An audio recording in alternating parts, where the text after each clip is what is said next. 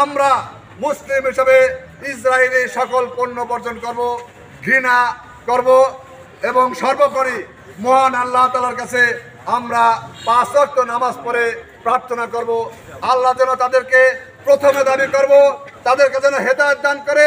হেদায়েত যদি তাদের নসিবে না থাকে, আল্লাহ তুমি তোমার কুদরতি ক্ষমতা দিয়ে ইহুদি নাসারাদের ধ্বংস করে মুসলিমদের বিজয় দান করো। আমিন। লেগেছে লেগেছে রক্তে আগুন লেগেছে। ফিলিস্তিনের উপরে ইসরায়েল তথা সারা বিশ্বের ইহুদি নাসারারা আমাদের মুসলিম ভাইদের উপর লাগাতার হামলা করবার মধ্য দিয়ে নারী শিশু থেকে শুরু করে হাজার হাজার আমার মুসলিম ভাইদের নিধন যজ্ঞে লিপ্ত হয়েছে। প্রিয় বন্ধুরা, আমার বিশ্বে ইহুদি নাসারাদের যে চক্রান্ত, সেই চক্রান্তের মধ্য দিয়ে সারা বিশ্বের মুসলমান দেশগুলোকে, মুসলিম দেশগুলোকে পরাস্ত করবার জন্যে, ধ্বংস করবার জন্যে এক নীল নকশার আয়োজন করা হয়েছে। প্রিয় বন্ধুরা আমার, আমরা কি দেখি, এখানে কিছু মুনাফিক মুসলিম রাষ্ট্র তার সহযোগিতা করে, ইন্ধন যোগায়, যার মধ্য দিয়ে আজকে ফিলিস্তিন বর্বর হামলা হয়েছে। প্রিয় বন্ধুরা আমার, আমরা কি দেখেছি?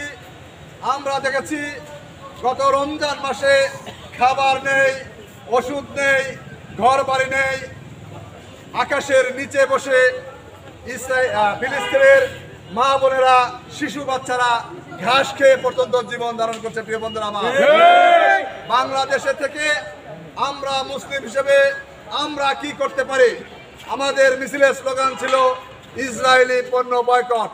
আজ আমাদেরকে ইতিহাস জানতে হবে। ইতিহাস জেনে আজ থেকে 100 বছর আগেও পৃথিবীর এই অবস্থা ছিল না। প্রিয় বন্ধুরা আমার, সারা বিশ্বে মুসলমানেরা শাসন করেছে, তখন এরকম কোনো নিধনযোগ্য ছিল না।